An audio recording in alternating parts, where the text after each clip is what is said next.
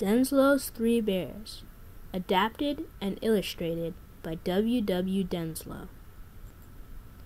A long time ago, in a cottage on the edge of a great forest, there dwelt a little girl by the name of Goldenhair.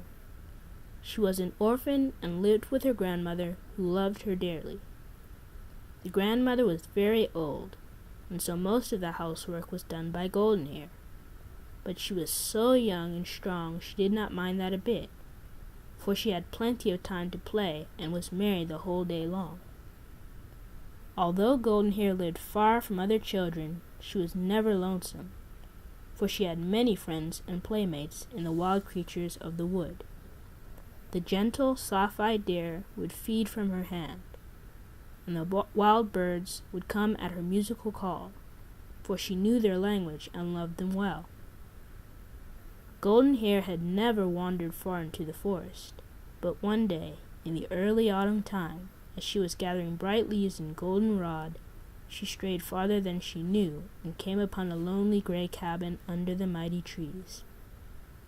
A slab of wood beside the half-open door told who lived within. It read Papa Bear, Mama Bear, and the Tiny Bear.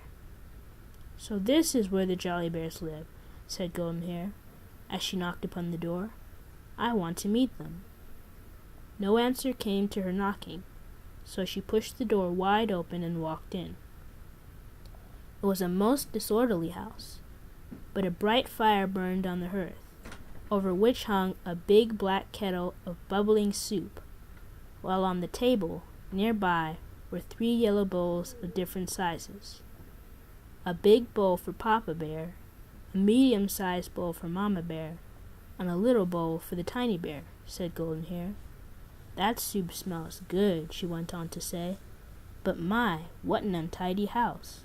I'll put the place to rights while I'm waiting for the bears to come home."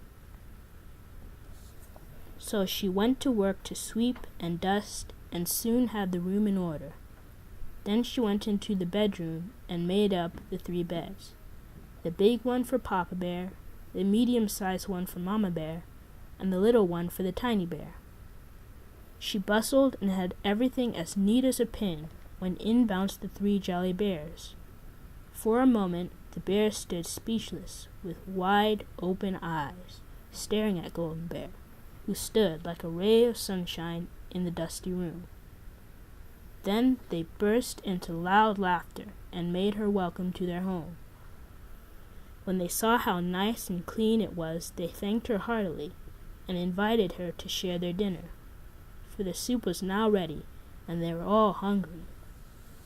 Goldenhair spent the rest of the day with the 3 jolly bears playing Hi Spy and many new games which the bears taught her. When the afternoon sun was sinking in the west, the little girl said she must be getting home, for her grandma would be anxious about her. The 3 bears would not let her go alone, so they all set off together through the twilight woods, a merry company. Goldenhair rode upon the broad back of Papa Bear, while Mama Bear and Tiny walked gaily on either side. In this way, before night had fallen, they came clear of the wood and up to the home of Goldenhair. To be sure, the grandmother was much surprised to see this shaggy company with her golden hair, but when she saw how jolly they all were and how handy they were in helping Goldenhair get the supper, she was delighted to have them stay, and gave them welcome. Papa Bear split the wood, brought it in, and built the fire. Mama Bear got the tea kettle and filled it with water that was carried from the well by the Tiny Bear, and soon they were able to sit down to a good supper of hot biscuit, wild honey, and pumpkin pie, with tea for the elders and nice sweet milk for Goldenhair and the Tiny Bear.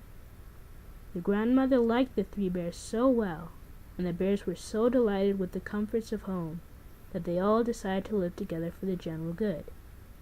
Papa Bear would do the chores and stand guard over the house at night.